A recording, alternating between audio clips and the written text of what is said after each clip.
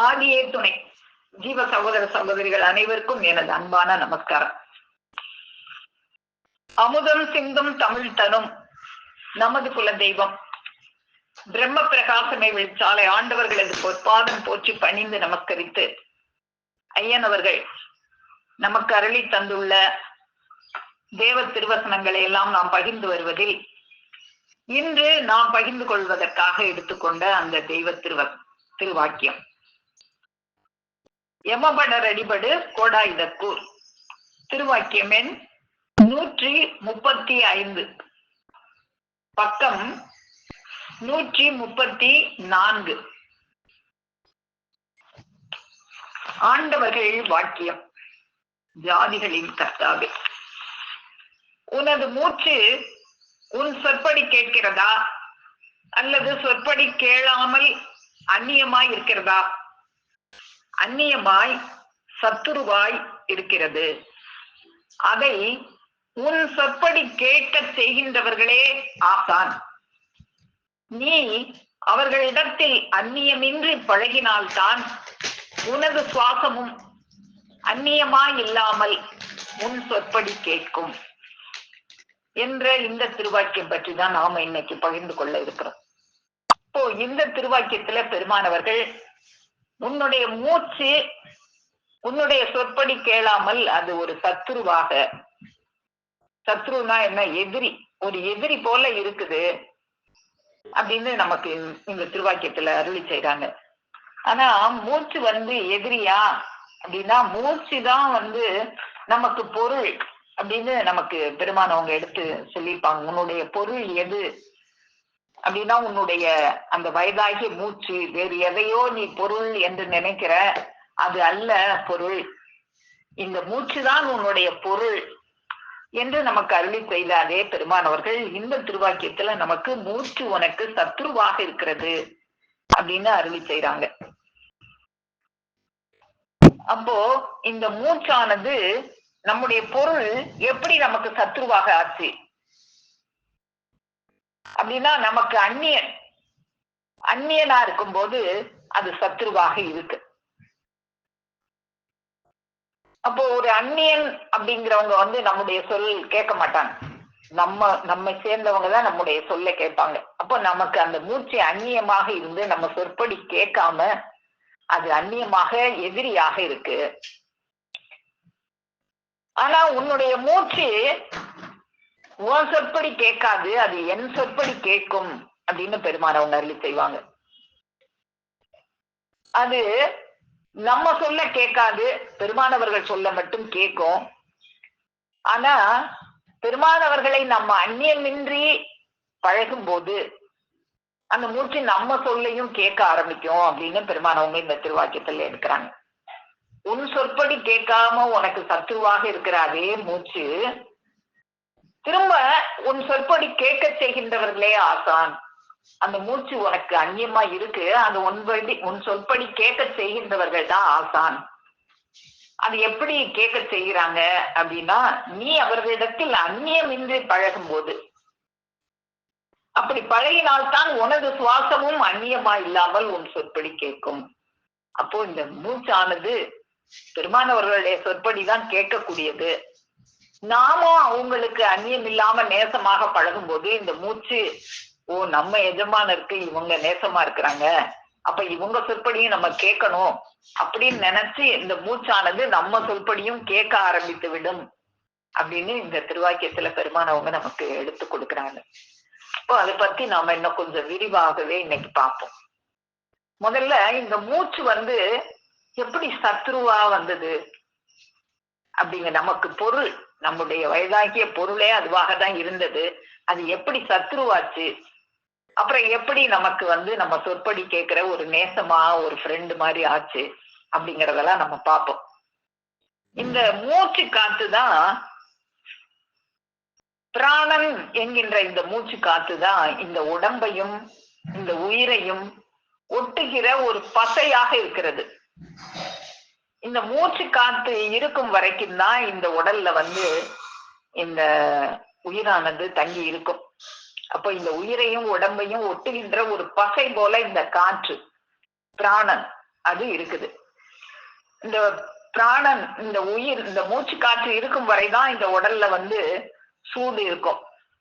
நம்ம உடம்புல ஒரு சூடு இருக்கு. எங்க போனாலும் ஒரு கரெக்டா 98.4 டிகிரி அதுதான் மெயின்டைன். நம்ம குளிர் பிரதேசத்துக்கு போனாலும் சரி, எங்க போனாலும் சரி, அந்த உடம்புல ஒரு உஷ்ணம் இருக்கு. அது இந்த மூச்சு காற்று இருக்கிற வரைக்கும் தான் அந்த உஷ்ணம் இருக்கும். இந்த உடம்புல ஒரு உணர்வு, தொடு உணர்வு இருக்கு, சுரணை அப்படின்னு சொல்லுவாங்க அத. அதுவும் இந்த மூச்சு காற்று இருக்கிற வரைக்கும் தான் இருக்கும். அப்போ சில பேர் அந்த மூச்சு காற்று இல்லைன்னா அந்த சூடு சொரணை இதெல்லாம் போயிடும். சில பேர் திட்டும் போது யூஸ் பண்ணுவாங்க இந்த வார்த்தைய, கொஞ்சமாவது சூடு சொரணை இருக்கா. அது என்னன்னு பொருள் தெரியாம நம்ம நிறைய வசவெல்லாம் திட்டுவோம். கொஞ்சமாவது சூடு சொரணை இருக்கா அப்படின்னா உயிர் உடம்புல இருக்கா அப்படின்னு அர்த்தம். கொஞ்சமாவது உயிர் உடம்புல ஒட்டிக்கிட்டு இருக்கா, சூடு சொரணை இருக்கா அப்படின்னு அர்த்தம். அப்போ அந்த மூச்சு காற்றுதான் இந்த உயிரை இந்த உடலில் ஒட்டுகின்ற ஒரு பசையாக இருக்கிறது. இந்த இந்த மூச்சு காற்று இல்லைன்னா இந்த உயிரானது இந்த உடலை விட்டு பிரிந்து சென்று விடும். அப்போ இந்த ஆன்மாவுக்கும் இந்த உயிருக்கும் இந்த காற்றுக்கும் ஒரு சம்பந்தம் இருக்கிறது. எப்படி அப்படின்னா, நம்ம இந்த தகப்பனிடத்தில் குடியிருந்த ஜீவ வித்து தான் தாய் கருவறைக்கு ஒரு குழந்தை வடிவெடுத்து வருது. அப்படி வரும்போதே ஒரு 5 சக்திகளை தன்னோடு கொண்டு வந்தது. நிலம், நீர், நெருப்பு, காற்று, ஆகாயம்னு ஒரு 5 சக்திகளை தன்னோடு கொண்டு வந்தது அப்படின்லாம் நம்ம பார்த்திருக்கோம். அப்போ இந்த தந்தை கிட்ட அங்கிருந்து 5 சக்திகளை கொண்டு வந்துச்சு. இந்த தந்தை கிட்ட எப்படி வந்துச்சு அப்படின்னு நமக்கு தெரியணும்.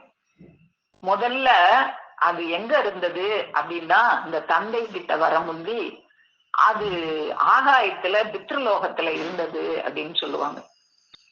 ஆகாயத்துல பித்ருலோகத்துல இருந்து அது முதல்ல வாயு லோகத்துக்கு தான் வருதாம். அப்போ முதல்ல அந்த வாயு காற்றுக்கு தான் ஆன்மாவுக்கும் சம்பந்தம் ஏற்படுது. அந்த பித்ருலோகத்துல இருந்து முதல்ல வாயு லோகத்துக்கு அதுக்கப்புறம் ஜலத்துக்கு அதுக்கப்புறம் பிருத்திவி என்று சொல்லப்பெற்ற இந்த பூமிக்கு அங்கிருந்து ஒரு உணவாகி அந்த உணவு தகப்பனுடைய அந்த வயிற்றுக்கு சென்று அதுக்கப்புறம் அந்த உணவு அங்க ரத்தமாகி கொழுப்பாகி விந்தாகி அப்படித்தான் வருது. அப்போ இந்த காற்றின் மூலமாகத்தான் முதல்ல அந்த பித்ருலோகத்திலிருந்து அந்த ஆன்மா இந்த பூமிக்கு இறங்கி வருது. காற்று இல்லைன்னா இந்த ஆன்மா பூமிக்கே வர முடியாது. அதனால இந்த ஆன்மாவுக்கும் இந்த காற்றுக்கும் நிறைய சம்பந்தம் இருக்கு. இந்த ஆன்மா காற்று இல்லைன்னா அந்த பூமிக்கே வர முடியாது. இந்த தேகத்துல காற்று இல்லைன்னா தேகத்திலையும் தங்க முடியாது. அதனால இப்படியான ஒரு காற்றுக்கும் ஆன்மாவுக்கும் ஒரு பெரிய சம்பந்தம் இருக்கு. இப்போ நம்ம இந்த விஷயத்துக்கு வருவோம். நம்ம மூச்சு எப்படி நமக்கு அந்நியமாக சத்ருவாக போகுது அப்படிங்கிற விஷயத்துக்கு நாம இப்ப வருவோம். நாம இந்த மூச்சை ஆன்மாவுக்காக பயன்படுத்தாமல் நாம தூலத்துக்கே பயன்படுத்தும் போது அது நமக்கு சத்ருவாக மாறிவிடுகிறது. நமக்குள்ள ஆன்மான்னு ஒண்ணு இருக்கே அப்படிங்கிற நினைப்பே இல்லாமல் உயிர்ன்ற ஒண்ணு இருக்கு, அதை தெரிஞ்சுக்கணுமே, அந்த உயிர் ஒன்ன நீ தெரிஞ்சுக்கிட்டீன்னா சர்வத்தையும் கை போட்ட மாதிரியே அப்படின்னு பெருமானவங்க அருளி செய்வாங்களே. நமக்குள்ள ஒரு உயிர் அப்படின்னு ஒண்ணு இருந்து நமக்கு சர்வத்தையும் அளந்து கொண்டிருக்குதே, அதை பத்தி தெரிஞ்சுக்கணுமேங்கிற ஒரு எண்ணமே இல்லாம இந்த தூலத்துக்கே நம்ம வாழும் போதுதான் இந்த மூச்சானது நமக்கு எதிரியாக விடுகிறது.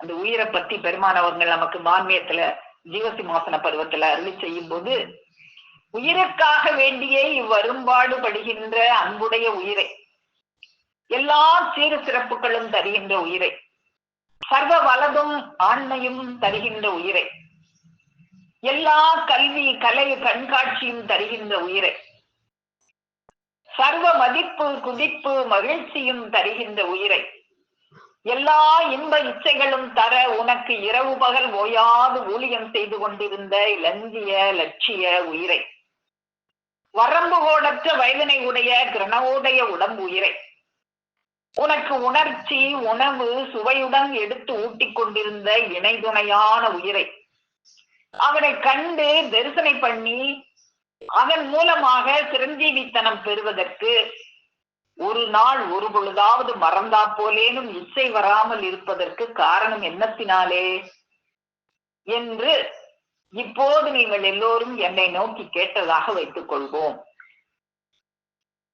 அப்போ இவ்வளவு உனக்கு செய்து அந்த இணை துணையா இருக்கு அந்த உயிர் இல்லைன்னா இப்ப நாம இவ்வளவும் பேசுறோமே.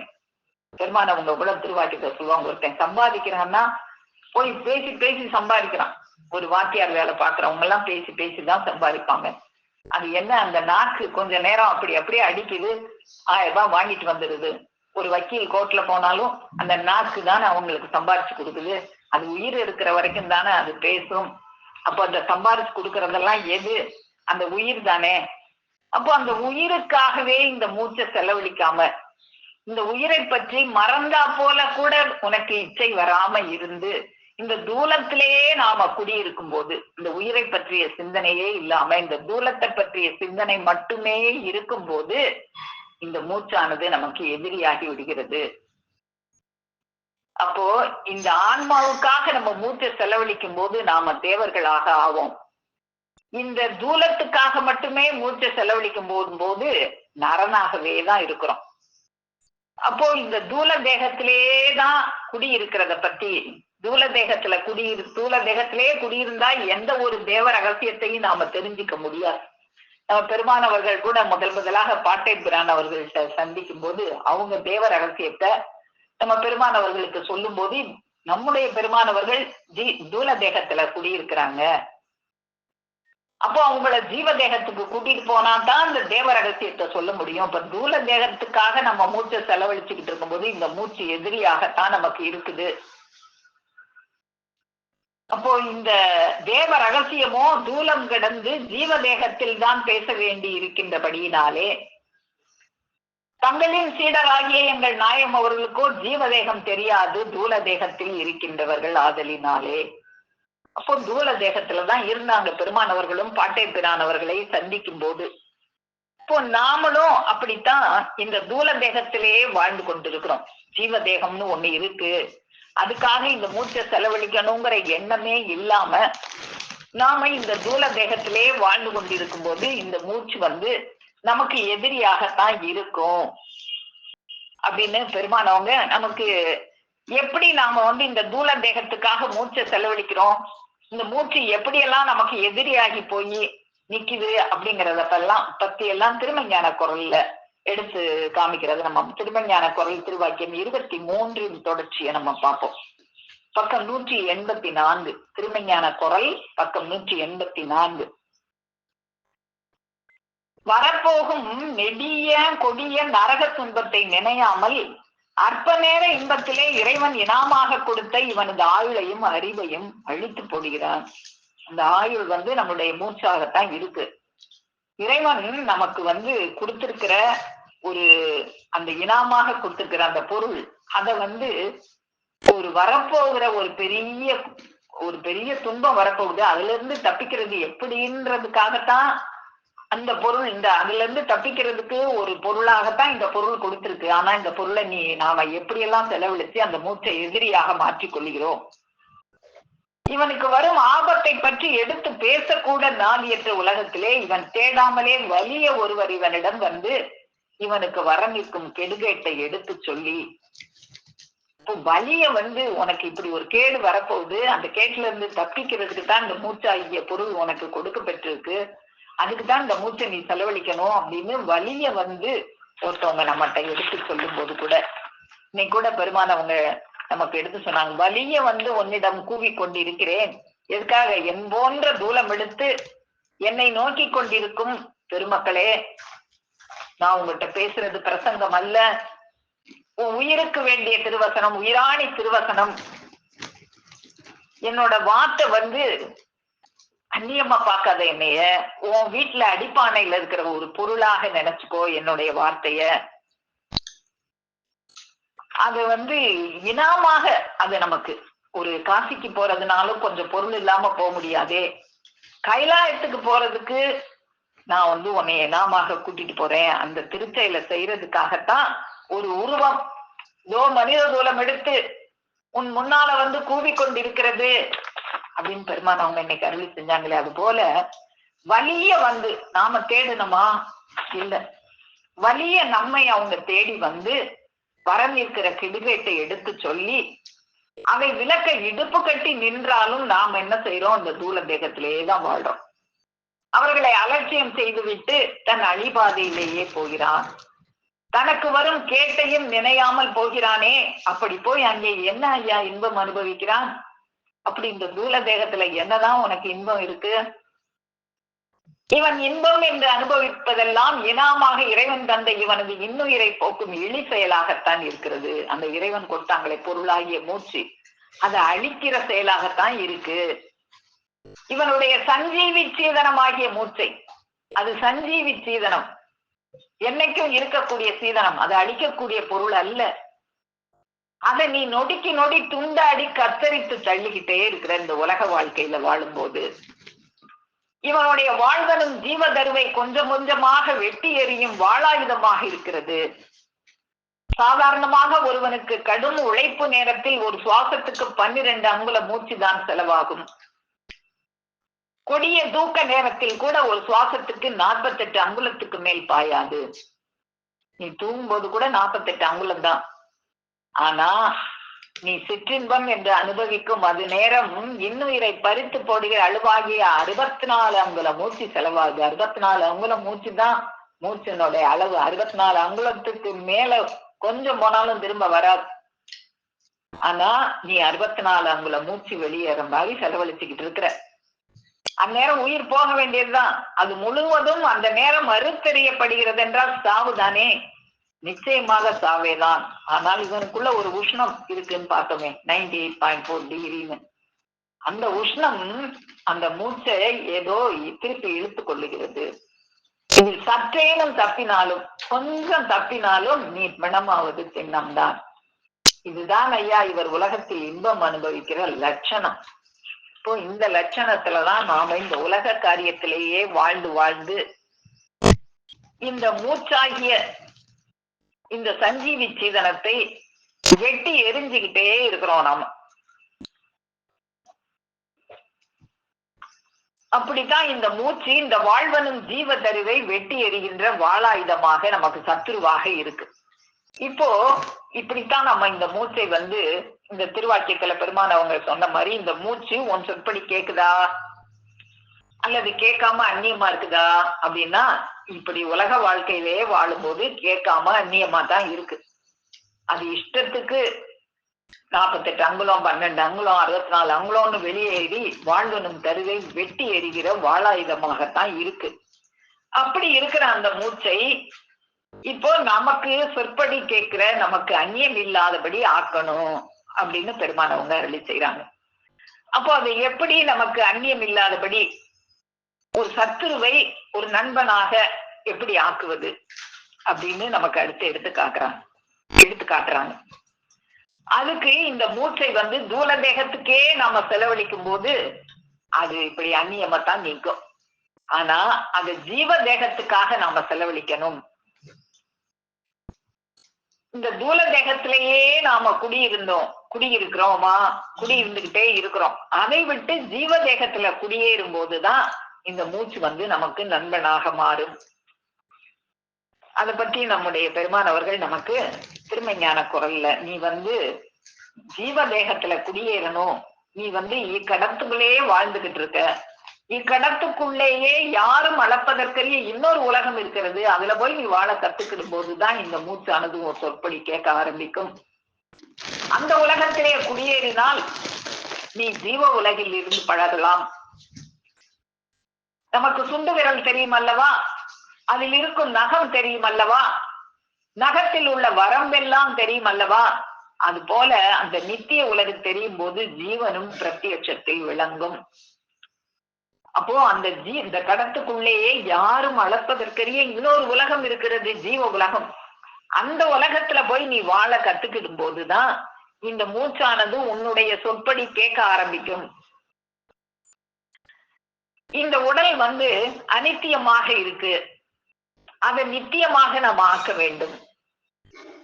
அப்போ அந்த அந்த ஜீவ தேகத்துல நம்ம குடியேறும் போதுதான் அந்த நித்திய உலகத்துல நம்ம குடியேற முடியும். அப்படி குடியேறுவதற்கு ஒரு ஆசானவர்களுடைய துணை இல்லாம நாம குடியேற முடியாது.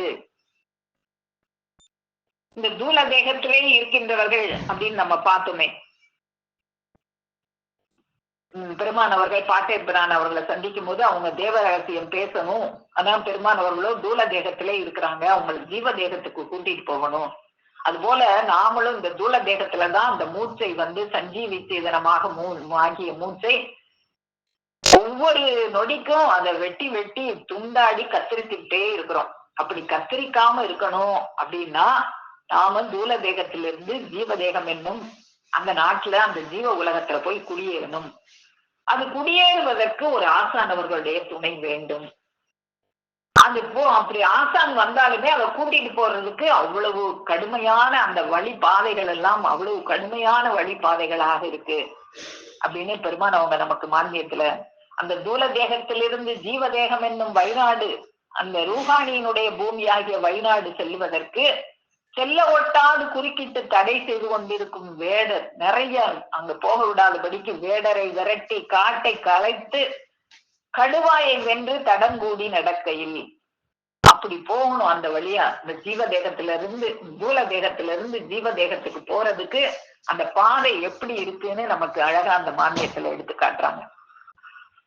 அங்கு வந்து வழிமறித்துக் கொண்டிருக்குகின்ற முன்தொடர்பு பழக்க நேசத்தால் விளைவு தேறிறான் என்ற பாதக போத பெரும்பூத இம்பூத கணங்களை எல்லாம் அந்த பெருங்குணப்படை பேரி நிற்கும் பிரானவர்கள் தங்கள் அஞ்சா கரத்தில் தரிக்கிறான் என்ற கோடாயுதம் கொண்டு துணித்தெடுத்து அப்புறப்படுத்தி விட்டு அம்பூத கணங்கள் எளிதாக தொன்று தொட்டு வாசம் செய்து வாழ்ந்து கொண்டிருந்த குகை வளம் மாளிகை அனைத்தும் தகர்த்தெறிந்து விட்டு, மகனே நீ இங்கு தேங்குவதற்கு ஒன்றுமே இல்லை என காட்டி நிரூபித்து விட்டு அப்பால் வழி கூடி நடக்கையில் இந்த தூலகத்துல 5 பூதம் தான் இருக்கு. இந்த பூதம் குடி இருக்கிற இடத்துல உனக்கு ஒண்ணுமே இல்ல, இங்க தங்குறதுக்கு ஒண்ணுமே இல்ல, இது நித்தியம் இல்ல, இது அனித்தியம், அதனால ஒண்ணுமே இல்லைன்னு காட்டி அதை நிரூபித்து விட்டு வா நாம அந்த தேகத்துல போய் குடியேறுவோம் அப்படின்னு கூட்டிட்டு போகும்போதும் எதிரே எத்தனையோ தடங்கள்லாம் வருதான். எதிரே நெருங்கிய தரிக்கி நம் வாதிலை கரங்களினாலே சூரியனுடைய கிரணம் இங்கே தேவையில்லை என நீ அப்பாலே போ என்று ஒதுக்கியன போன்ற பேரிருள் சூழ்ந்த ஓர் பெருமரவனக்காடு தோன்றின. அது என்ன வாதிலை கரங்களினாலே சூரியனுடைய கிரணம் இங்க தேவையில்லைன்னு வாது பண்றது. இப்ப நாம ஒருத்தவங்களை இந்த நெய்ய பத்தி எடுத்து பேசும்போது தேவையில்லாத பண்ணுவாங்களே, வாதம் பண்ணுவாங்களே, விதண்டாவாதம்னு சொல்லுவாங்க. அது இந்த விதண்டாவாதம் அது என்ன அப்படி நான் அப்படித்தான் என்ன நீ கல்ல கும்பிடுறியே, நீ படைச்சது தானே அது, நீ படைச்சது கடவுளா உன்னை படைச்சது கடவுளானா நான் கடவுளா நினைச்சா கடவுள், நீ கல்லா நினைச்சா கல், இப்படி எல்லாம் வாதம் பண்ணுவாங்களே அதுதான் சூரியனுடைய கிரணம் எனக்கு தேவையில்லை, எனக்கு வெளிச்சம் தேவையில்லை, நான் இருட்டிலே இருந்துட்டு போறேன், நான் நரகத்துக்கே போய்க்கிருவேன் அப்படின்னு நரகத்துக்கே முத்திரிச்சு விடுற மாதிரி பேசுறாங்களே, அதுதான் சூரியனுடைய கிரணம் எனக்கு தேவையில்லை, எனக்கு வெளிச்சம் தேவையில்லை, நான் இருட்டிலே இருந்துக்குறேன், நீங்க ஒண்ணு என்கிட்ட பேச வேண்டாம் அப்பாலே போங்க அப்படின்னு சொல்றாங்களே, அதுதான் நெருங்கிய தரிக்கினம் வாதிலை தரங்கள். அதெல்லாம் தரிக்கணும், அது மனுஷன் என்ன இல்லை, அது மரம் மட்டை கல்லு மண்ணு, அது மண்டையில ஏறாது அப்படி வாதம் பண்றது. அப்படி தரிக்கினம் வாதிலை கரங்களினாலே சூரியனுடைய கிரகம் எனக்கு தேவையில்லைன்னு ஒரு பேரிருள் சூழ்ந்த பெருமர வனக்காடு இருக்கும் எல்லாருக்குள்ளயும். அந்த வனக்காட்டெல்லாம் நீக்கினாதான் அப்புறம் அந்த வெளிச்சத்தை பார்க்க முடியும். அங்கு வனக்காட்டினுள் நீண்டி பிளந்து கொண்டு செல்லுகையில் இடையில் எதிராக அர்த்தமாசக்தி என்னும் அகோர கோர ரூப ஒரு எலும்பாபரணி வழிமறிக்க, எலும்பு ஆபரணி, எலும்பை ஆபரணமாக கொண்ட இந்த சதை புண்டம், இதுதான் இந்த தேகம்தான் பெருசா தெரியும். இது அப்படியே வழிமறிக்குது சதி மாயா சக்தியாக நின்று. இதெல்லாம் அந்த பிரானவர்கள் இதெல்லாம் நீக்கி நீக்கி நம்மளை கூட்டிட்டு போறாங்க. ஓர் எலும்பாம்பரணி வழிமறிக்க அந்த சதிமாயா சக்தியை கண்ணுற்ற நாயகம் அவர்கள் பயந்து நடுங்கி ஒன்றும் தோன்றாது நின்றார்கள். அப்போ இதெல்லாம் பார்த்து பயந்து நிக்கிறவங்களைத்தான் அடுத்த தேகத்துக்கு கூட்டிட்டு போக முடியும். இதெல்லாம் பார்த்து இதுதான் எனக்கு இன்பம், நான் கயத்துல தொங்கிக்கிட்டு இருக்கேன், அந்த கயரை மேல 2 எலி கத்தரிச்சுக்கிட்டு இருக்கு, அந்த கயத்து மேல இருந்து ஒரு பாம்பு இறங்கிட்டு இருக்கு உன்னைய கொத்துறதுக்கு, இந்த கயறு எப்ப வேணாலும் அருந்து விழலாம்னு 2 எலி கொத்திரிச்சுக்கிட்டே இருக்கு. அந்த 2 எலி உன்னுடைய அந்த இடகலை பெண்களைங்கிற மூச்சு கத்தரிச்சுக்கிட்டே இருக்கு. எப்ப வேணாலும் கயிறு அந்து விழலாம், கீழே படுபாதாளத்துல ஒரு பெரிய புலி வாயை புலம்புக்கிட்டு நிக்க, எப்படா விழுங்க அவனை திங்கலாம்னு. இந்த ஆபத்துல தொங்கிக்கிட்டு இருக்கும் போது ஒரு மரத்துல இருந்து தேனடையில இருந்து தேன் சொட்டுது, அதை நக்கரியே. அதுதான் இந்த உலகத்துல நீ அனுபவிக்கிற இன்பம். ஆக அந்த இன்பமா நினைச்சுக்கிட்டு இருக்கிறவனுக்கு இந்த ஜீவதேகத்தை கூட்டிட்டு போக முடியாது. இப்படி ஒரு ஆபத்துல தொங்கும் போது ஒருத்தவங்க கைய நீட்டுறாங்க. இன்னைக்கு பெருமான் அவங்க சொன்ன மாதிரி, நான் வலிய ஒருத்தர் கூவிக்கொண்டு, நான் வலிய கூவிக்கொண்டிருக்கிறேன் என்போல் தேகம் எடுத்து வந்த மக்களே அப்படின்னு வலிய கரத்தை நீட்டும் போது அந்த கைய பிடிச்சுக்கிட்டு மேல ஏற வேண்டியதுதானே.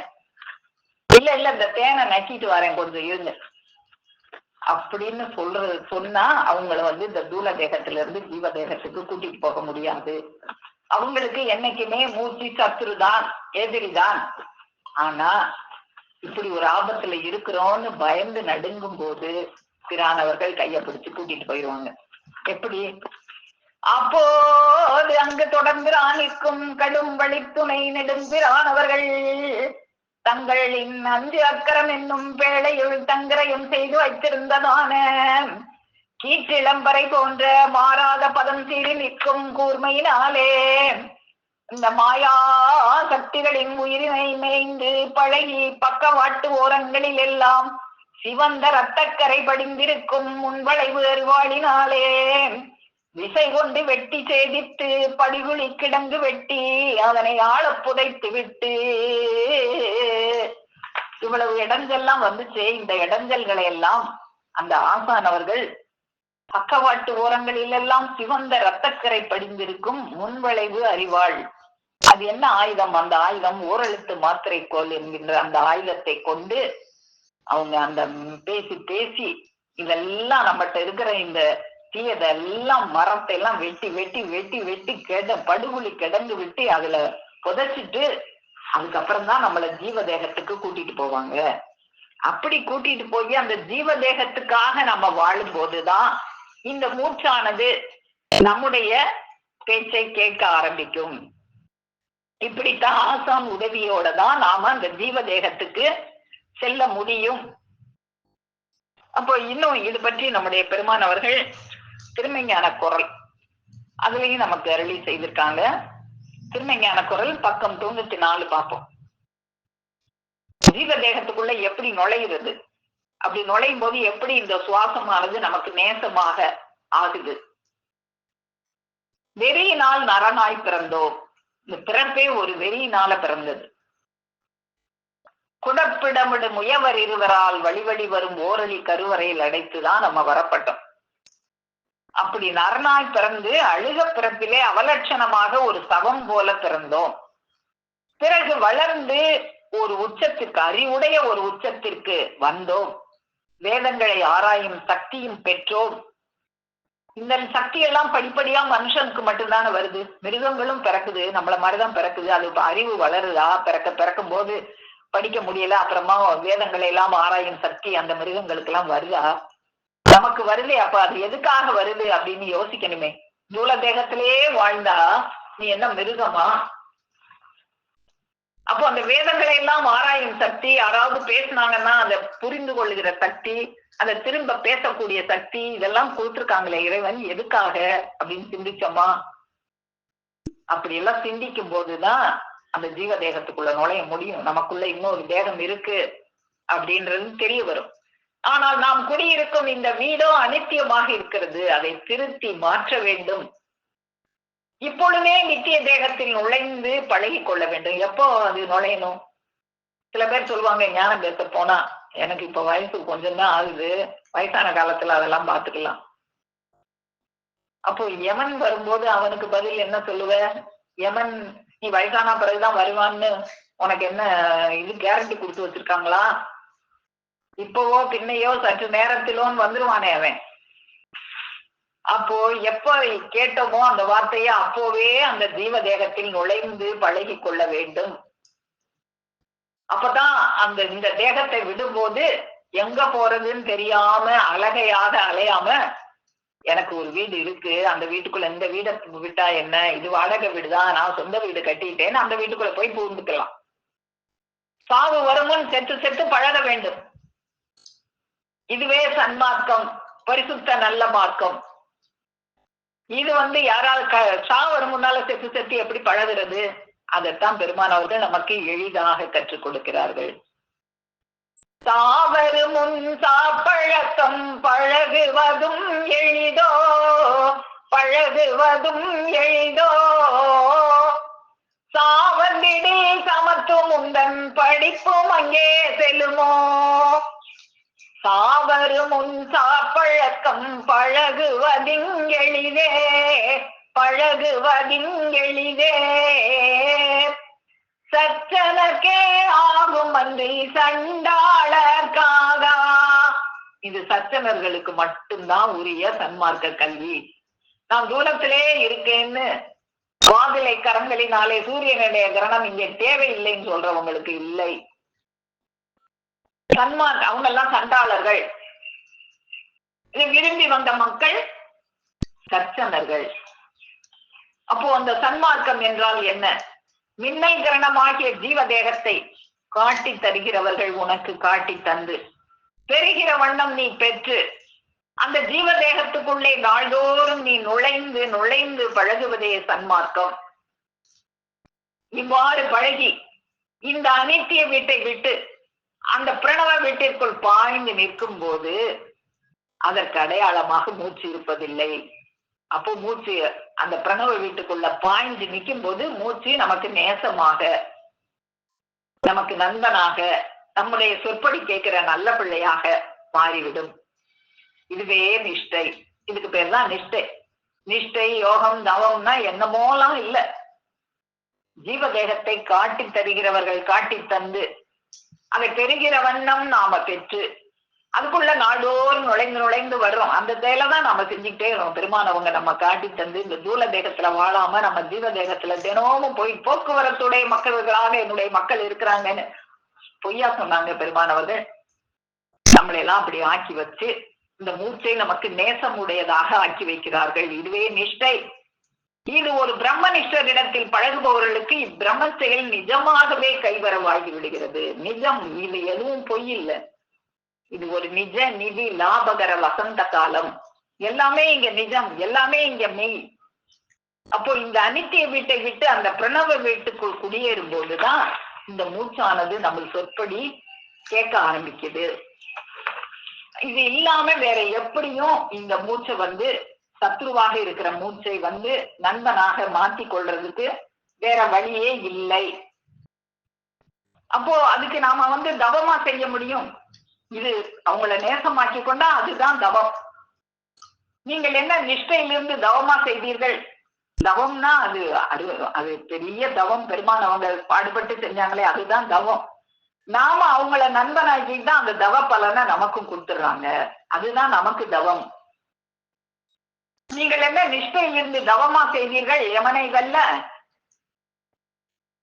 என்னமாவது ஒன்ன விட்டமா, உணவை குறை, தூக்கத்தை குறை அப்படின்லாம் சொன்னாங்கன்னா வசதியை குறை, வசதி சௌகரிய தகுதிப்பாடுன்னா சௌகரியத்தை குறைக்கிறோமா, உணவை குறைக்கிறோமா, தூக்கத்தை குறைக்கிறோமா, மேலும் மேலும் சௌகரியத்தை எப்படி விசாலப்படுத்தி கொள்ளலாம், எப்படி ஏசி எல்லாம் போட்டு ஒரு வீடு கட்டி சொகுசா எப்படி வாழலாம். பெருமானவங்க அந்த கடைசி வரைக்கும் அந்த கூரை வீட்டுல அவங்க இப்பயாவது நம்ம சோலார் எல்லாம் வச்சிருக்கிறோம்.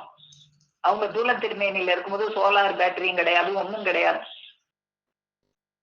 அதுலதானே எளிமையாக நமக்கு வாழ்ந்து காமிச்சாங்க. இன்னைக்கு நாம அப்படியா வாழ்றோம்? எங்கே முதலில் உணவை குறைச்சியா? உணவை குறைக்க முடியாது உன்னால, தூக்கத்தை உன்னால குறைக்க முடியாது. நீங்கள் தவம் செய்து கிழித்து விடுவீர்களோ? நாம் அல்லவா பாடுபட்டு எம் தவ வல்லபத்தினால் உங்களுக்கு சாவை மீறுகிற செயலை செய்து வைக்கிறோம். அப்ப நாம தவமும் செய்யல, ஒண்ணும் செஞ்சு கிழிக்கல. எல்லா வசதி, எல்லா சௌகரியம், தெய்வம் வந்து எல்லா வசதியும் எல்லா சௌகரியத்தோட நீ இதை பெற்றுக்கோன்னு சொல்லிட்டாங்க அப்படின்ற ஒரு வார்த்தையை புடிச்சுக்கிட்டு எல்லா சொன்னோடையும் தான் இருக்கிறோம் நாம. அப்படி இருக்கிற நமக்கும் பெருமானவர்கள் அவங்க இந்த கலிகாலத்துல மனித தூலம் ஏற்றி வந்து நமக்கு அந்த தவத்தை, யாரெல்லாம் என் நினைவுக்கு ஒட்டுகிறா போல யார் நடந்தாலும் நாம் நினைத்த மாத்திரத்திலேயே அந்த நிலை உலக செயல் பதவி பெற்று விடுகிறார்கள். அவங்க நினைச்சா போதும், அவங்க நினைக்கிற மாதிரி நம்ம நடந்துக்கிட்டா போதும். அதனாலதான் நம்ம கூட பேசணும் 2 நாளைக்கு. அவங்களுடைய நம்ம நினைவுல அவங்க இருக்காங்க, அவங்க நினைவுல நாம இருக்கிற மாதிரி நம்ம என்ன காரியம் செஞ்சோம் அதுதான் நம்ம செய்யணும். அவங்களுடைய நினைவில் நாம இருக்கிற மாதிரி ஏதாவது ஒரு காரியம் தினமும் செஞ்சுக்கிட்டே இருக்கணும். அப்படி செஞ்சா அந்த அவர்கள் நினைத்த மாத்திரத்திலேயே அந்த நிலை உலக செயல் பதவி பெற்று விடுகிறார்கள். அது என்ன மகா வல்லபமான தவ ஏற்றமாக இது. அதுதான் நமக்கு தவ ஏற்றம். நாம செய்யற தவம் என்ன? அவங்க நினைவில் நாம இருக்கிற மாதிரி ஏதாவது ஒரு காரியம், அவர்களுடைய அன்பை பெறுகிற மாதிரி ஏதாவது ஒரு காரியம் செஞ்சுக்கிட்டே இருக்கணும். அதுவே உயிர் உலகம். அப்போதான் நாம அந்த உயிர் உலகமாகிய ஜீவ உலகத்துல அப்பதான் நாம குடியேறுகிறோம் அப்படின்னு அர்த்தமாகும். அப்போ அவர்கள் நினைவுக்கு ஒட்டுகிறா போல நாம நடந்தாலே போதும், நாம அந்த ஜீவ தேகத்துல குடியேறிக்கலாம். அந்த ஜீவ உலகத்துல குடியேறினா இந்த மூச்சு நம்ம சொற்படி கேட்க ஆரம்பிக்கும். அந்த ஜீவ உலகம் தான் நம்முடைய சொந்த தூலமாக இருக்கிறது. அதுல குடியேறும் போது இந்த மூச்சானது அடங்கி விடுகிறது. அதுக்கு நாம என்ன செய்யணும் அப்படின்னா, ஆசான் அவர்களுடைய அன்புக்கு பாத்திரவானாக மட்டும் இருந்தாலே போதும், வேற எதுவும் நீ செய்ய வேண்டாம். அப்படி இருந்தாலே உனக்கு அந்த மூச்சு அடங்கும்னு நமக்கு கோடாயுதக்கூர் பக்கம் 254 பார்ப்போம். நீ எக்கோடி காலத்திற்கும் சாவாவரம் பெற வந்தவன். உன் சொந்த தூலம் இந்த நாற்ற தூலம் அல்ல, பிணிக்குள் அகப்படும் தூலம் அல்ல. இந்த தூலம் நாற்ற தூலம். எப்ப வேணாலும் எந்த பிணியும் நோயும் வரலாம். இதுக்கு முடிவு நேரத்தில் பெரு நாற்றம் அண்டுதே, அது அந்த நித்திய தூலத்திற்கு இல்லை. இந்த நாற்றம் எதுவுமே இல்லாத ஒரு வாசனை தூலம், ஒரு வைரமணி தேகம் நமக்குள்ள இருக்கு. அதை நீ பெற வேணுமானால் ஒரு சத்திய நிஜமான பிரம்மனிஷ்டரின் அன்பு உன் பேரில் தாக்கும்படியாக நீ செய்து கொள்ள வேண்டும். நீ செய்யறது என்ன செய்யணும்? அந்த தேகத்துல குடியேறும்னா அந்த பிரம்மனிஷ்டரின் அன்பு உன் மேல தாக்குற மாதிரி நீ செஞ்சுக்கிடணும். அதை விட்டு நீ தவமா செய்து கிழித்து விடுவாய். நம்ம என்ன காட்டுல போய் உட்கார்ந்து தனிச்சு தவமா செஞ்சு கிழிக்க போறோம்? ஒரு நொடி நேரம் நீ தவத்தில் நிற்பாயா? ஒரு மூச்சு உனக்கு நிற்குமா? நிக்காது. ஆனா அவங்க முன்னால போய் நின்னாலே நின்றும். நீ 300 நாள் பரிசீலனை செய்தாலும் பிரம்மனிஷ்டர்கள் தங்கள் இஷ்டப்படி மூச்சை நிறுத்துவார்களே.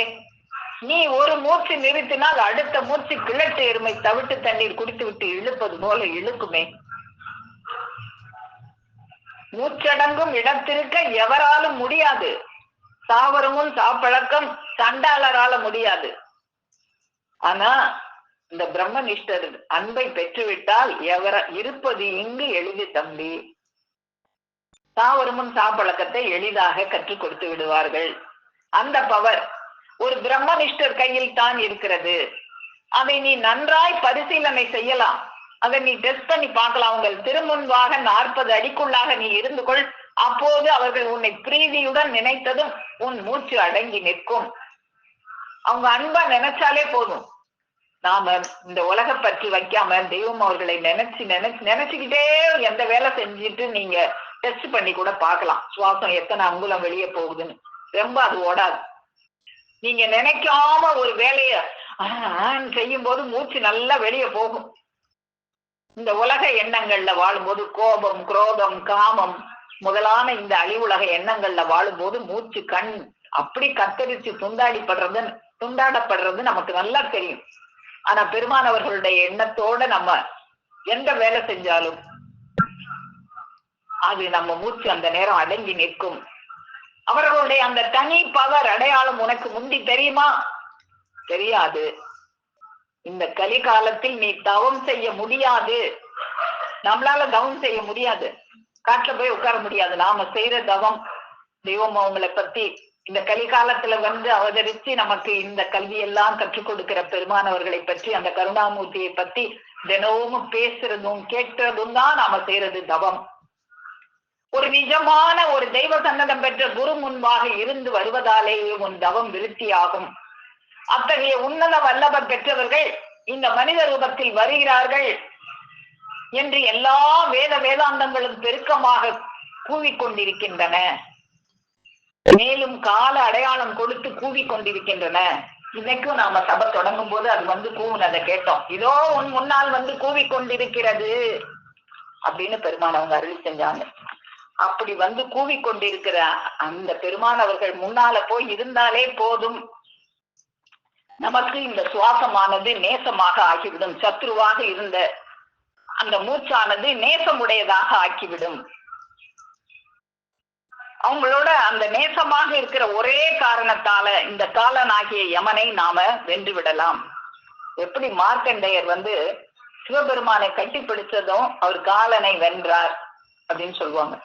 காலன் அப்படின்னு யமனுக்கு ஒரு பேர் இருக்கு. ஏன்? காலத்தை அவன் தான் கரெக்டா கணக்கு வச்சிருப்பான். நம்முடைய காலத்தை காலம் முடிஞ்சிருச்சுன்னா வந்துருவான் கரெக்டா. இன்னும் கொஞ்சம் டைம் கொடு அப்படின்னாலும் விட மாட்டான். கிளம்பு கிளம்பு கிளம்பு, காலம் முடிவாயிடுச்சு உனக்கு அப்படின்னு கூப்பிட வந்துருவான். அது போலதான் மார்க்கண்டேயர் அவன் கூப்பிட வந்தான். மார்க்கண்டேயர் என்ன செஞ்சாரு? சிவலிங்கத்தை கட்டி பிடிச்சுக்கிட்டாரு. அப்போ சிவலிங்கத்தை கட்டி பிடிக்கவும் சிவபெருமான் அந்த காலனை வென்றவர்களாச்சு. அந்த காலத்தை அவர் சிவலிங்கத்தை கட்டி பிடிச்ச ஒரே காரணத்தினால அந்த 16 வயசோட அவரு மூச்சை நிப்பாட்டிட்டார். அதுக்கு மேல மூச்சு போனா தானே காலம் போகும். அந்த காலம் 16 வயசுலயே நின்றுச்சு அவருக்கு. அதுக்கு மேல போகல. 16 வயசுக்கு மேல வந்தா தானே எமே பிடிப்பான். இப்ப 16 வயசுலயே அவனை நிப்பாட்டிட்டா அந்த காலன் வர முடியாது. அப்படித்தான் 16 வயசுலயே அவரை நிப்பாட்டிட்டாரு சிவபெருமான். அதைத்தான் காலத்தை வென்றவர்கள். அதுதான் காலனை காலால் உதைத்தவர்கள். அப்படியாக அன்றைக்கு அந்த மார்க்கண்டேயருக்கு அந்த எந்த வயசுல இருந்தாரோ அந்த வயசுலயே நிப்பாட்டினாங்க சிவபெருமான். ஆனா நமக்கு இன்று இந்த கலிகாலத்தில் அவதரித்த அந்த கலியுக வரத பெருமான் நமக்கு நம்மள இருக்கிற வயசுல அவங்கள கட்டி பிடிச்சுக்கிட்டோம்னா நம்மள இருக்கிற வயசுல நிப்பாட்டுறது இல்ல. 70 வயசுல வந்தா கூட 30 வயசுக்கு மாத்துறது. நீ கிழவனா வந்தா கூட இளைஞனாக மாற்றி அந்த நாத வல்லபத்தை நமக்கு கொடுத்து நம்ம புலன்வழி பற்றியோடி போக்கி அந்த வயதையெல்லாம் நலந்தர மீட்டு தருகிற பெருமானாக இந்த கலியுக காலத்துல நம்முடைய பெருமானவர்கள் அவதரிச்சிருக்கிறாங்க. புலன்வழி பற்றியோடி போக்கி என் வயதை எல்லாம் நலந்தர மீட்டி தந்தன் நாடினை அடியேன் மீண்டும் புலன்வழி அளித்திடாது புண்ணியம் தனக்கே ஈட்டன் கலந்தவாய் தீரி வேந்தே அதிசயம் ஆயிதனே. இது என்னையா அதிசயம்? மார்க்கண்டேயருக்காவது 16 வயதுலே நிப்பாட்டினாங்க. நமக்கு 70 வயசு கிழவனையும் 30 வயசு ஆக்கி காட்டுறாங்களே. இது என்ன ஒரு அதிசயம்? இது என்ன ஒரு வசந்த காலம்? அப்போ அந்த ஒரு வசந்த காலத்துல எப்படி நாம இந்த திருவாக்கியத்தில் இன்னைக்கு பார்த்தோமே, மூச்சு உன் சொற்படி கேட்காம உனக்கு எதிரியாக இருக்கு. ஏன்? அதை அந்நியமா நினைச்சதுனால. பெருமானவர்களை அந்நியமா நினைக்கிற வரைக்கும் நம்ம மூச்சு நமக்கு அந்நியமா தான் இருக்கும்.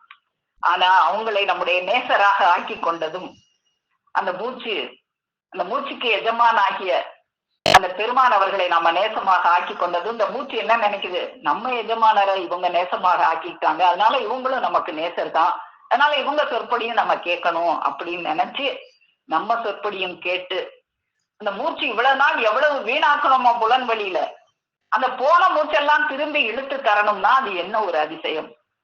அப்படி ஒரு அதிசயமான வசந்த காலமாக இந்த கலியுக வரதமூர்த்தியாக நமது பெருமானவர்கள் வந்து அவதரித்து நமக்கு இந்த அதிசயத்தை நாளும் நடத்தி கொண்டு நம்மளையெல்லாம் தினமும் அந்த ஜீவதேக நாட்டுக்குள் நுழைந்து நுழைந்து வருவதற்கு பழக்கி கொண்டிருக்கும் நமது பெருமானவர்களது பொற்பாதம் போற்றி பணிந்து நமஸ்கரித்து என் முத்தி பேருரை மேலும் மேலும் முழங்கும் என்று கூறி உங்கள் அனைவரிடமிருந்து விடைபெறுகிறேன். அனைவருக்கும் நமஸ்காரம். ஜீவ சகோதரி சாலை சலந்தரி அக்கா அவர்கள்.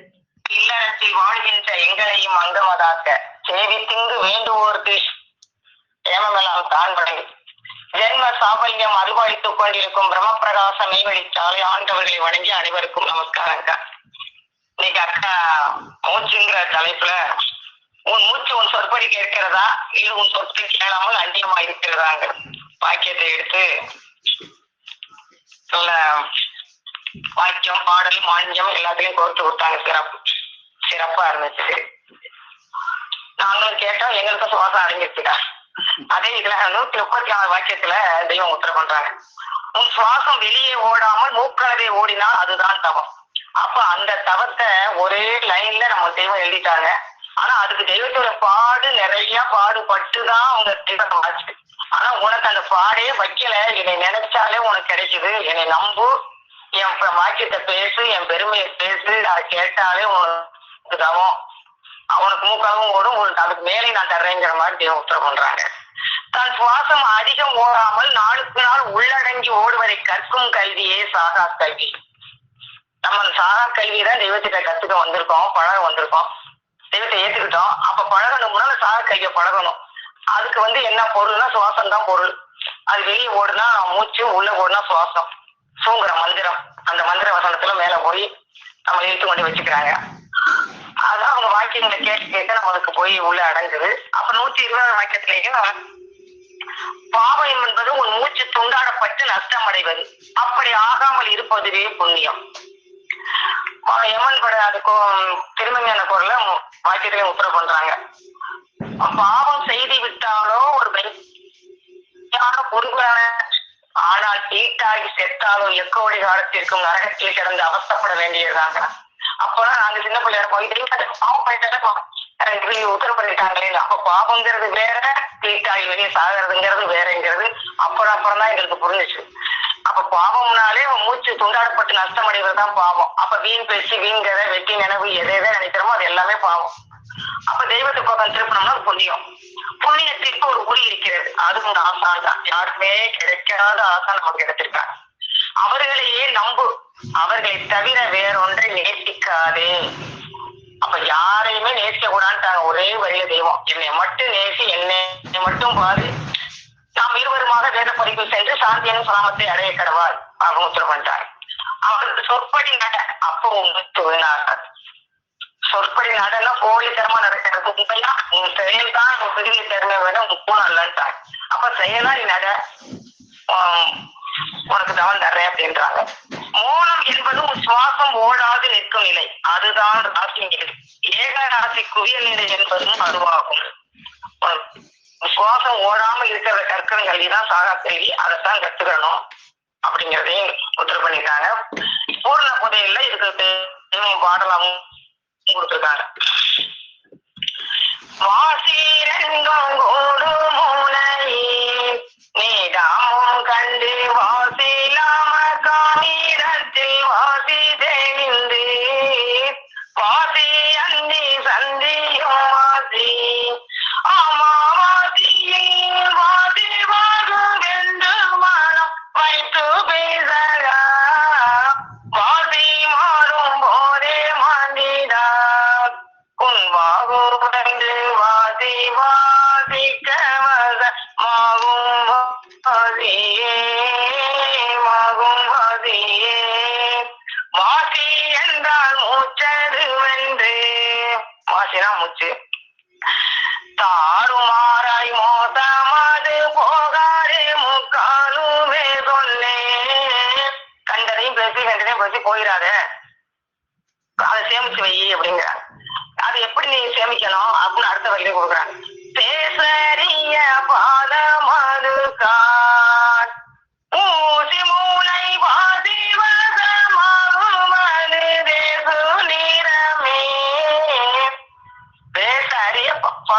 கான். அவங்க திருப்பாட்ட காண்றாந்தா தெய்வம் வாக்கியத்துல உத்தரவு பண்றாங்க. உயிர வாக்கியத்துல உன்னை இந்த யமட்ட இருந்து காப்பாற்றணும், உன்னை இந்த உலகத்துல இருந்து மீட்பிக்கணும் அப்படின்னா எனக்கு வாய் இருக்கணும், உனக்கு செவி இருக்கணும். அப்பத்தான் உன்னை கொண்டு போக முடியும். வெறும் தூளம் மட்டும் இருந்தாலும் கொண்டு போக முடியாது. தூள சக்தியோடு அந்த சக்தி ஈஸ்வர சக்தி இருந்தா தான் ஒரு மனுவை நம்ம பிரட்டி ஆக்க முடியும் தேவனா அப்படிங்க. அவ பேசல, அவங்க பேச்சு வாக்குல இருந்தா நீ அதை பாசத்தை தாங்க முடியும். பேசறிய பாதா மனுகான் ஊசி முனை வாசி வசமாகும் அது தேசு வீரமே பூசூரர் புகழும் தில்லைகா பரிபூரணம் பொங்கி எழும் செங்கனடி கங்கையுமங்கே. அந்த சுவாசம் நமக்கு உள்ள அடங்கிடுச்சுன்னா அது பொங்கி எழுவும் அப்படின்ட்டு. அப்புறம் சன்மார்க்கத்தை பத்தி அக்கா எடுத்து கொடுத்தாங்க. அந்த சன்மார்க்கத்தை பத்தி தெய்வ ஆசான எப்படி நீ பழகணும் அப்படிங்கிறதே பூர்ண பதிலே கொடுக்குறாங்க. சாமூனம் சவழகி சாவதுமே சன்மார்க்க செயலன சாற்றும் வேதமே. அப்ப சாவரமும் சாவ பழகிறதா சன்மார்க்கம். அப்ப எவ்வளவு மூச்சு வெளியே போச்சு, எவ்வளவு உள்ள போச்சு, எவ்வளவு அந்நியம் இல்லாம தெய்வத்தை நம்ம பழகணும். இப்ப அந்நியமா இருக்கிறோமா சத்துருவா இருக்கிறோமா அப்படிங்கிறத நீ பழகணும். அதான் சன்மார்க்கம். படிச்சு உனக்கே தெரியல. கொஞ்சம் நாள் ஒரு கணக்கு போட்டு பார்த்து சாயந்தரம் 5 போட்டு பார்த்தாயினா நட்ட கணக்கு இந்த வியாபாரம் செய்வியா? இந்த வியாபாரமே செய்ய மாட்டேன். அப்ப அந்த வியாபாரம் எக்கோடி காலத்துக்கும் கற்பாந்த கோடி கால வாழ்க்கை அந்த வியாபாரம். அப்ப அதுல ஏன் நட்ட கணக்கு ஏற்றி செய்யற? அப்ப சாயந்தரம் ஆனா 5 போட்டு பாரு, எவ்வளவு நமக்கு பொடிக்கு செலவழிச்சிருக்கோம், எவ்வளவு சாதத்தை வீட்டு செலவழிச்சிருக்கோம் போட்டு பார்த்து அது திணிக்க அதை பழகுன்றாங்க. சாமூனம் தாவ பழகி சாவதுமே தன்மார்க்க செயலென சாற்றும் வேதமே பாத்தீரனையும் உந்தியறியா கூலம் போழுக்கை பையல்கள் பணத்துக்கு பரிமாறுவார் ஆதி தன் திருமறையில் மோதிவரை அறிய சொல்லி உரைத்த திருவுரைகள் உரையை அறிந்து கழித்து மாவுள்கையாத்து உச்சகுடி பாதனை கூடி திடீரோ. அப்போட வாக்களி இருக்கையில் இருக்கீங்கள அந்த சுவாசம் உனக்கு தெரியாமையே அடங்கும் அப்படிங்கிறத எடுத்து கொடுத்தாங்க. அப்புறம் சஞ்சீவி ஆகிய மூச்சு சீதனத்தை நீ வெளியாக்கிட்டு இருக்க அப்படிங்கிறத எடுத்து கொடுத்தாங்கக்கா. அது தெய்வமும் பாடலுக்கு கொடுத்தாங்க. அந்த சஞ்சீவி மூட்டை நீ எப்படி வச்சுக்கணும், நீ எப்படி இருந்தா உன்னை ஏற்றுக்குவாங்க, நீ எப்படி இல்லாட்டா அதை மிதிப்பாங்க அப்படிங்கிறதையும் எடுத்து கொடுத்துருக்காங்க தெய்வம் ஆனந்த கழிப்புல.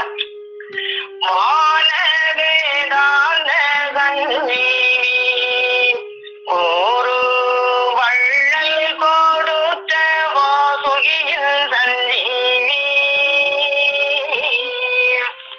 அவங்களுடைய ஆத்மாவை சூச்சாயினா உனக்கு சஞ்சீவி.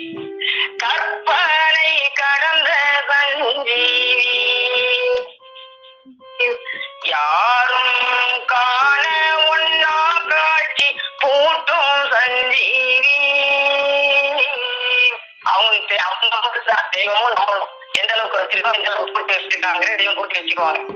சொற்போரு கேட்ட சஞ்சீவி நீயும் தொடர்ந்தாரை தொடர்ந்து கொண்டடைக்கும் சஞ்சீவி. வானவேதாந்த சஞ்சீவி குரு வள்ளல் கொடுத்த வாசுகியின் சஞ்சீவி. எட்டிரண்டான சஞ்சீவி இதை எட்டாத வளையட்டி மிதிக்கும் சஞ்சீவி. அப்ப எட்டலைனா மிதிச்சுட்டு போயிடுவாங்க. தன்னை அறிஞ்சவங்களுக்கு கர்ம, தன்னை அறியாதவர்களுக்கு யமன். தெய்வம் தான் அதுவும் வராங்க இதுவும் வராங்க. அப்ப தொடர்ந்து போனோம்னா நம்ம அணைச்சு கொண்டு போயிடுறாங்க, தொடர்ந்துலைனா மிதிச்சுட்டு போயிடுறாங்க. மட்டுப்படாத சஞ்சீவி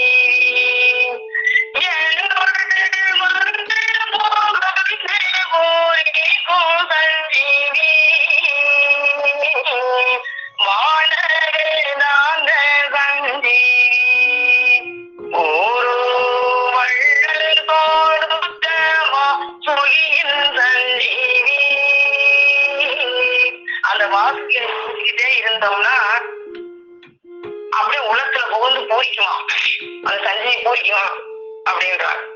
வேதம் படுத்த சஞ்சீவி இது மேலான புண்ணிய கேதோ சஞ்சீவி. அந்த சஞ்சீவி யாருக்கு வாய்ச்சிக்கும்னா மேலான புண்ணியருக்கு தான் வாய்க்கும். அப்ப நம்மளுக்கு எல்லாம் வாய்ச்சிருக்குன்னா தெய்வத்துடைய அனுக்கிரகம் இருக்கு, அவங்க ஆசீர்வாதம் இருக்கு, அதனால வாய்ச்சிருக்கு. நாதம் வீழங்கும் சஞ்சீவி நல்ல நடுநிலை நாயகமான சஞ்சீவி மான வேதாந்த சஞ்சீவி ஒரு வள்ளல் கொடுத்த வாசுகியின் சஞ்சீவி பேசப்படாத சஞ்சீவி யாருக்கும் பேச்சு கெட்டா மூளை மூச்சின் சஞ்சீவி தேசு நிறைந்த சஞ்சீவி திவ்ய திரிதவந்த சஞ்சீவி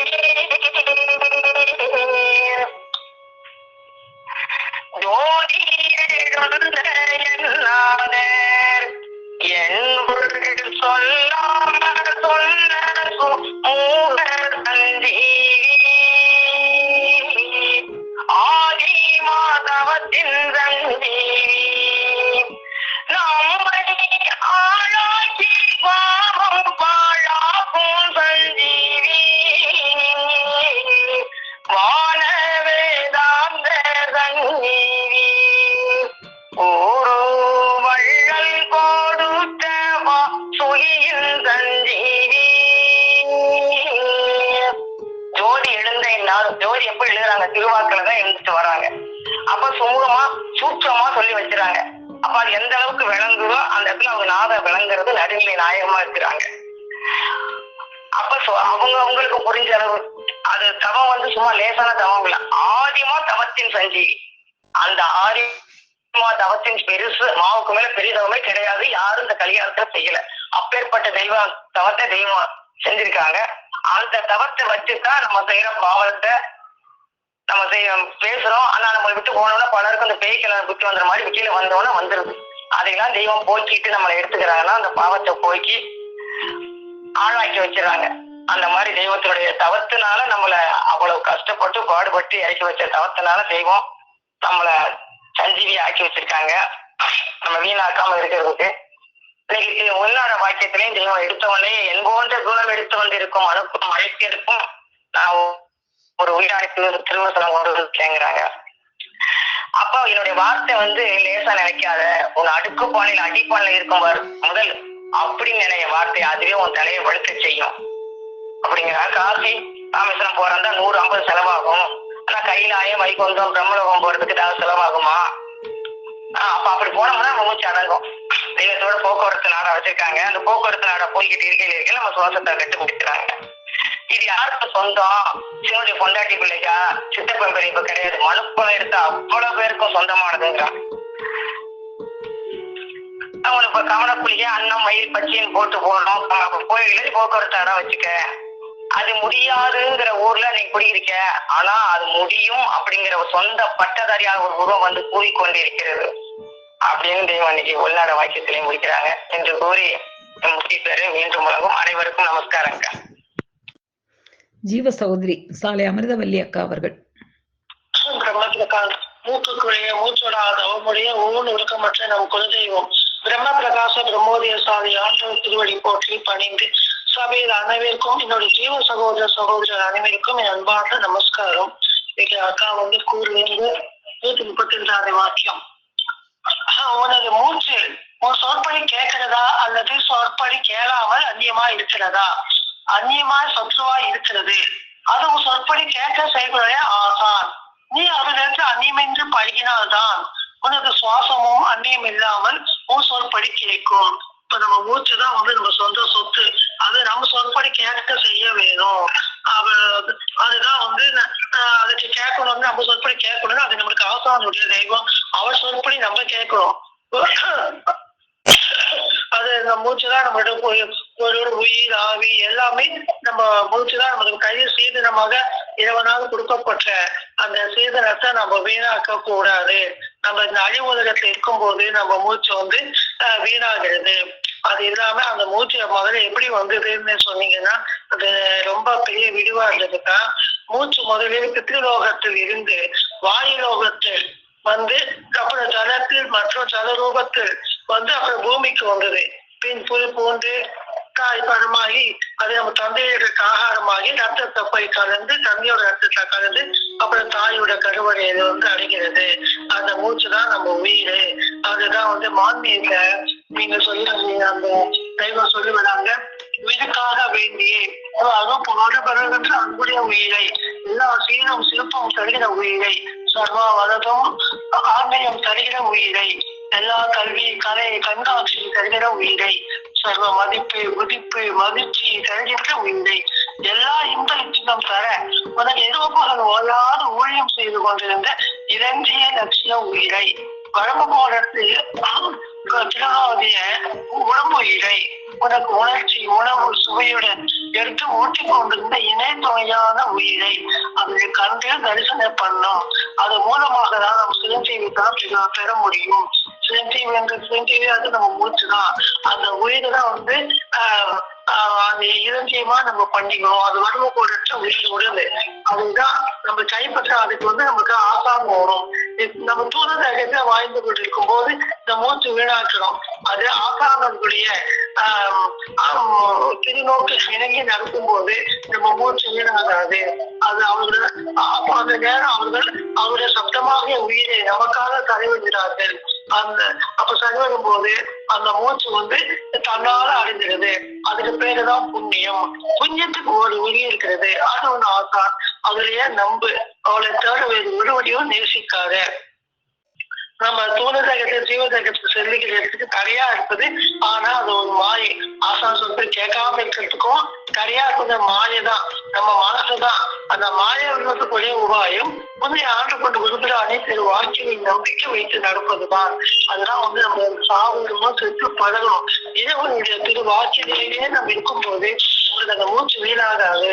சாவருமோ சாப்பழக்கம் பழகுவது எளிதோ சாவந்தே சமத்துவம் முதல் பருப்பு மஞ்சே செல்லுமோ. சாவடமோ சாப்பழக்கம் பழகுவது எங்கே எளிதே சர்ச்சனைகளே ஆகும் என்று சண்டாதலுக்கு ஆகாது. அப்ப வந்து அந்த சாவடமோ சாப்பழக்கம்னா இறைவனுடைய திரு வாக்கில நம்ம டெய்லி நடந்து கொள்ளணும்.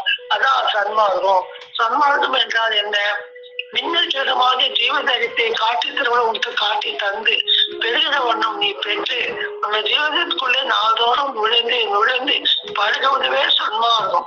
இவ்வாறு பழகி இந்த அனித்திய வீட்டை விட்டு அந்த பிரணவ் வீட்டுக்குள் பாய்ந்து இருக்கும் போது அதற்கு அடையாளமாக மூச்சு இருப்பதில்லை. அதுவே நிஷ்டை. ஒரு பிரம்மனிஷ்டர் இடத்துல பழகுவதற்கு இந்த பிரம்மசை நிச்சயமாகவே கைவரோ ஆகியது. பிரம்மனிஷ்டர் முன்பாக நம்ம இருக்கும் போது அவருடைய வாக்கில நம்ம உழகும் போது அவருடைய வந்து அந்த நம்ம மூச்சு வீணாகாத அவருடைய அது வந்து நம்மளுக்கு வரவாகிறது. இறைவனுடைய அதுக்கு நம்ம இதோட அன்புக்கு பார்த்தனாலே இருக்க கொள்ள வேண்டும். அந்த பிரம்மனிஷ்ட திருமன்பாக நான் அதிகம் இல்லாத நம்ம இருக்க வேணும். இவருடைய பிள்ளைக்கு பெற வேண்டும்.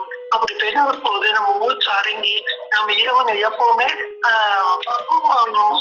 முக்கியமாக தவ அக்னி பாவ அங்க உங்களை அர்ப்பணித்து நித்திய உயிரை பெற்று வாழ்ந்து கொண்டு இருக்க வேண்டும் என்று கூறி 10 பேர் உயிர்கள் மீண்டும் மீண்டும் முழங்கும். நமஸ்காரம் அக்கா. ஜீவ சகோதரர் சாலை கதிரவன் அண்ணா அவர்கள். பாவம் என்பது மூச்சு துண்டாடப்படுறதுதான் பாவம். அப்ப புண்ணியம் யாரு? தெய்வம். அந்த புண்ணியத்திற்கு ஒரு அவங்க சொற்படி நடந்தோம் அப்படின்னா மூச்சு வந்து துண்டாடாம இருக்கும். இந்த மூச்சு துண்டாடுறதுதான் பாவம். நம்ம தூரத்திலேயே இருக்கிறதுனாலதான் மூச்சு துண்டாடிட்டே இருக்கு அப்படின்னு அக்கா சொன்னாங்க. அப்போ ஆன்மாவோடு நம்ம அந்த மூச்சு ஆன்மாவுக்காக செலவு பண்ணணும் அப்படின்னா நம்ம அந்த மேலான நிலையை அடையலாம். மூச்சு துண்டாடாம இருக்கும். நம்ம ஆசான் வழியே ஒரு பிரம்மனிஷ்டரின் முன்னணியில் நம்ம அவங்களே கதின்னு இருந்தா மூச்சு வந்து துண்டாடுறது வந்து நிற்கும்.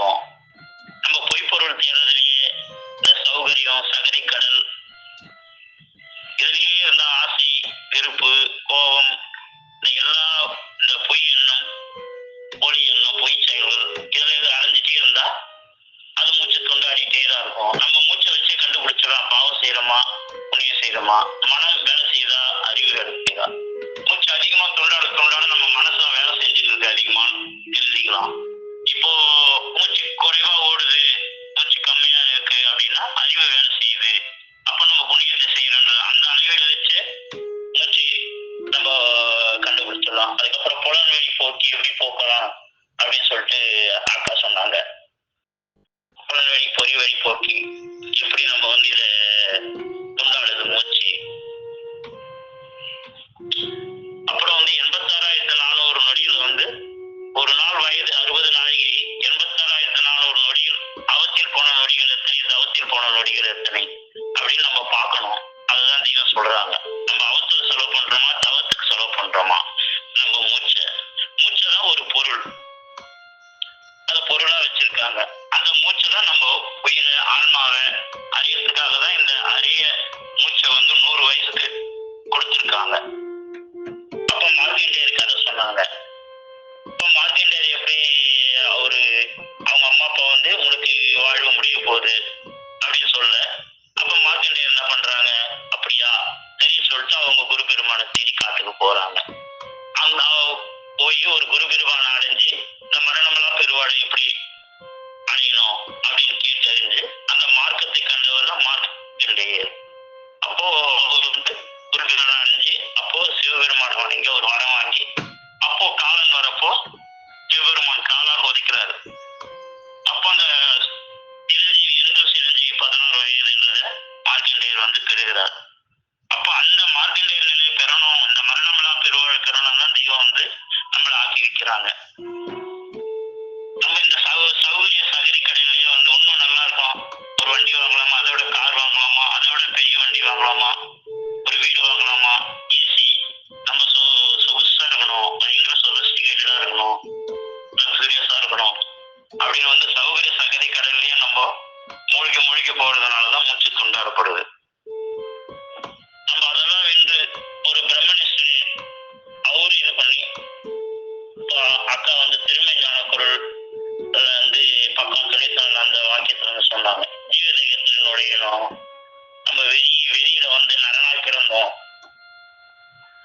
தவமா மாறதுக்குள்ள வேதத்தை ஆராய்ச்சி வளர்ந்து நம்ம எதுக்காக வந்தோம், தூளத்திலேயே இருந்தா மிருகம், அப்போ சிந்திச்சு ஜீவதேகத்துல நுழைய பார்க்கணும், இந்த ஐக்கியத்தோட இருக்கிறவரை நிச்சயத்தை அடையணும் அப்படின்னு அந்த வாக்கியத்தை சொன்னாங்க. அப்புறம் சாவரு முன் காப்பழக்கம் அப்படின்னு அக்கா சொன்னாங்க, அந்த சன்மார்க்கத்தை அடையணும், அந்த தெய்வ போக்குவரத்து உடையவளா இருக்கணும், ஜீவதேகத்தில் நுழைந்து பழகிறோம், அதுதான் சன்மார்க்கம். அப்ப இந்த சன்மார்க்கம் ஒரு குருபிரான் இல்லை அப்படின்னா அந்த சன்மார்க்கமே இல்லை. அந்த சன்மார்க்கத்துல நம்ம பழகி வர மூச்சு தொண்டாடுறது வந்து நிற்கும். அப்ப அவங்க நினைவிலேயே ஒட்டாம ஒத்தை மனம் படுத்து அவங்க நினைவிலேயே இருந்தா மூச்சு துண்டாடாது அப்படின்னு சொன்னா. அதே மாதிரி போட இதுக்கு ஒரு 254 வைக்கிறது தெய்வம் சொன்ன வாக்கியது தெய்வம் அக்கா வந்து எடுத்து சொன்னாங்க. இப்ப நம்ம தூரத்திலேயே இருக்கோம், தூரத்திலேயே இருந்தா நோய் எல்லாம் தான் வரும், இந்த நித்தியத்துல பிணி எல்லாம் வரும். ஆனா அந்த நித்திய உலகுக்கு அந்த ஜீவதேகத்துக்கு நம்ம டிராவல் பயணம் செய்யறப்போ அந்த பிரம்மனிஷ்டனோட அன்பு, அவங்களோட துணை, அவங்களோட இறக்கம் கருணை பெறப்போ நம்ம மூச்சு வந்து துண்டாடப்படுது நிற்கும். அப்போ 300 நாள் முயற்சி செஞ்சாலும் கிரட்டி எருமை எப்படி மூச்சு கத்துதோ அது மாதிரிதான் மூச்சு விட்டுட்டு இருப்போம். அப்போ தெய்வத்துக்கு 40 அடிக்கு முன்னாடி நம்ம இருந்தா மூச்சு அடங்கும், இந்த அழியெல்லாம் போகும். இந்த கலிகாலத்துல நம்மளால தவம் செய்ய முடியாது. கருணாமூர்த்தியாகிய நம்ம தெய்வம் ரூபத்தில் வந்திருக்காங்க, மனித ரூபத்தில். அவங்க வந்து கூறினாங்க, வாங்க வாங்க வாங்க. காயில கூட தெய்வ வாக்கியத்துல அவங்க சொன்னாங்க, நாம் செய்வது பிரசங்கம் அல்ல அப்படின்னு. இப்போ அவங்கள நம்ம அடைஞ்சோம் அப்படின்னா கட்டாயம் வந்து மூச்சு தொண்டாடுறது நின்று யமங்கிட்ட வந்து தப்பிச்சு நம்ம அந்த சிவனை நம்ம கர்த்தாதி கர்த்தரை அடையலாம் என்று நமது குலதெய்வம் பிரம்மபிரகாசனை வடித்தாலை ஆண்டவர் திருவாய் மலர்ந்தருள்ளார். சாதிகளின் கர்த்தாவை தெய்வமே குணநாதர். அனைவருக்கும் நமஸ்காரம். தெய்வ திருவாக்கியங்களால் சபையை அலங்கரித்த ஜீவ சகோதர சகோதரிகள் அனைவருக்கும் எனது அன்பான நன்றி கலந்த நமஸ்காரம்.